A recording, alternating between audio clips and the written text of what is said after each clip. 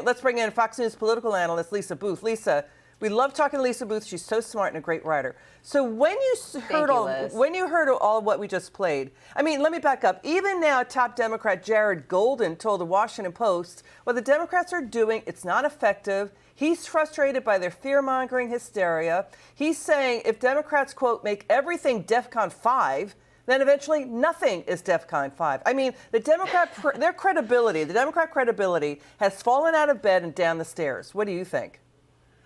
Well, first of all, I'd love to come to the dinner with Larry Elder, particularly if David Asman is paying. So I just wanted to invite myself to that. But, you know, look, what we're seeing now is a large part why Donald Trump was elected. Americans finally wanted to be put first, especially after being put last under this previous administration. And if you're going to cut spending, you would want to start with foreign aid, because when you're $36 trillion in debt, the money that we are spending should be for our benefit, should be directly for Americans' benefit. But we know that Democrats aren't outraged over the idea of cutting spending. They're outraged over the idea of cutting off the spigot to, you know, their Democrat friends, their NGOs, their aid workers, you know, and I think what we're going to find out at the end of these 4 years with President Trump during the second term is just how much of government really is a money laundering operation for politicians to enrich themselves and their friends.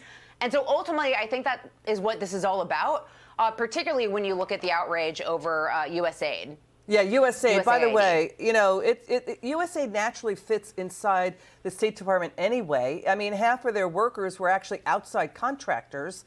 So we know that 65,000 people, by the way, federal workers, did take the Trump buyouts. You mentioned USAID. Let's get your reaction to this USAID whistleblower on what's really going on. We're showing the USAID waste that's revealed. Lisa, they wanted to spend $150 billion in taxpayer money on a green energy push worldwide through 2030. All right, so we're showing the waste, fraud, and abuse there. Watch this former USAID whistleblower, worker and whistleblower now. Listen.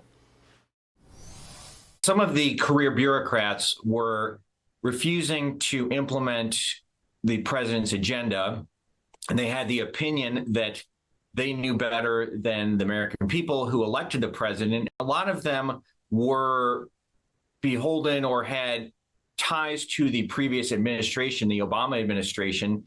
You know, the large majority of them had voted for Hillary Clinton in 2016. Okay, Lisa, you've been very good about this, about accountability. This is the obnoxious deep state at work. No accountability, still beholden to who they want to keep in power when we pay their paychecks. The American people pay for this, and now they're paying more taxes. They're paying for inflation and higher mortgage rates because of what the deep state, the swamp, has been doing. Final word, Lisa. Well, by the way, the Clinton administration also wanted to merge USAID with the State Department. So the Trump administration is not the first to consider this.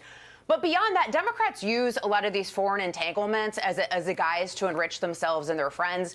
We saw that with the Clinton Foundation, as well as the Penn Biden Center, which a lot of Chinese money was flowing into that, which, by the way, was also a place where classified documents were being held. So what exactly what were they trying to buy with that influence?